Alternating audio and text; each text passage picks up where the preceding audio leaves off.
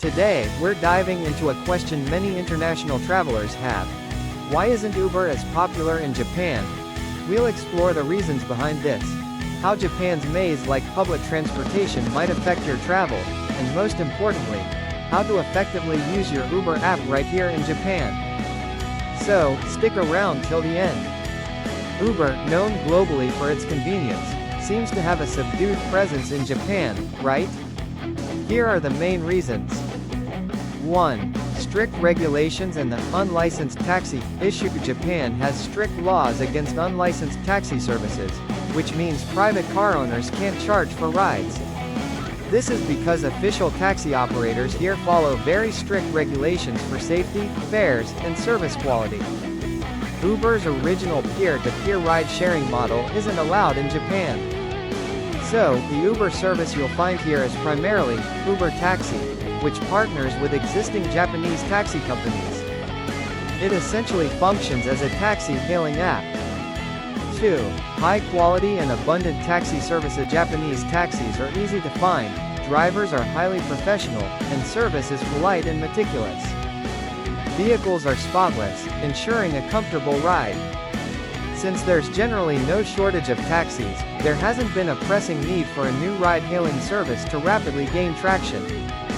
3. Cultural background and trust in existing services. Japanese people have strong trust in their long-established transportation services and tend to be cautious about adopting new ones. There's also some cultural resistance to personal ride-sharing due to concerns about safety and accountability. 4. Lack of Uber familiarity among Japanese people in recent years, partly due to the pandemic. Fewer Japanese people have traveled abroad. This means fewer opportunities to experience the convenience and ease of ride-sharing services like Uber firsthand. This lack of Uber familiarity among the general population is also a factor in its slower widespread adoption here. If you're used to Uber, getting around Japan might feel a bit inconvenient at times.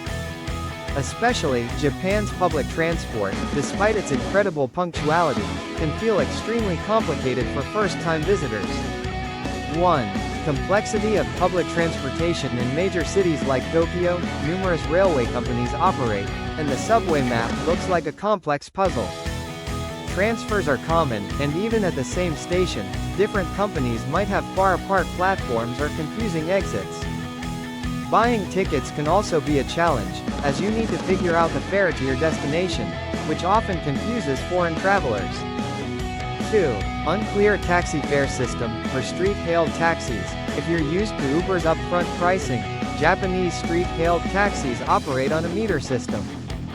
This can make it hard to know the exact fare to your destination beforehand. Fares might increase unexpectedly due to traffic or detours.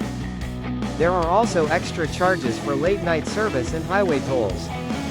3.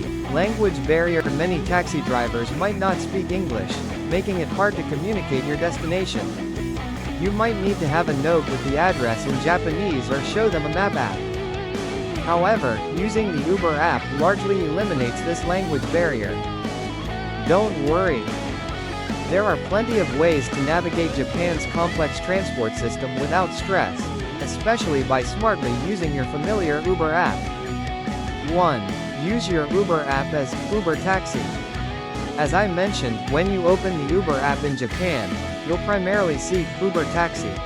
This service dispatches vehicles from Uber's partner Japanese taxi companies. It works almost exactly like the Uber you know abroad. Just enter your destination in the app, and a nearby partner taxi will come to pick you up. The biggest benefit? You specify your destination directly in the app. This removes the language barrier and accurately conveys your location to the driver.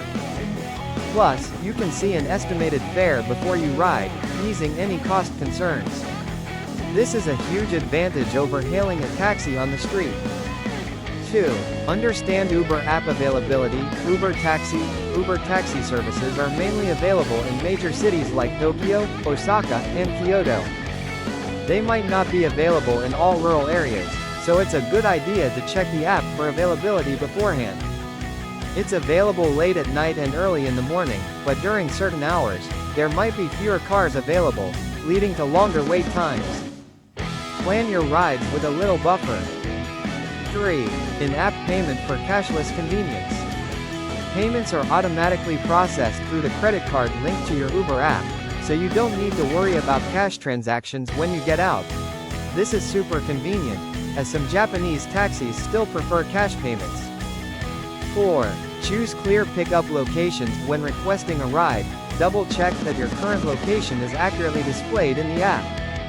Japanese streets can be complex with many one-way roads, so it's helpful to specify an easy-to-find spot, like in front of a large building or at a street corner, to ensure a smooth pickup. 5. Consider Go and Didi as backups in case you can't find an Uber taxi or want more options. It's a good idea to also download Japanese taxi hailing apps like Go and Didi. These also offer English interfaces and can increase your chances of finding a taxi quickly, especially if used alongside your Uber app. 6. Use your Uber app for airport transfers. For transfers from the airport to your hotel, you can also use your Uber app to request an Uber taxi. This saves you the hassle of waiting in taxi lines at the airport and makes your arrival much smoother.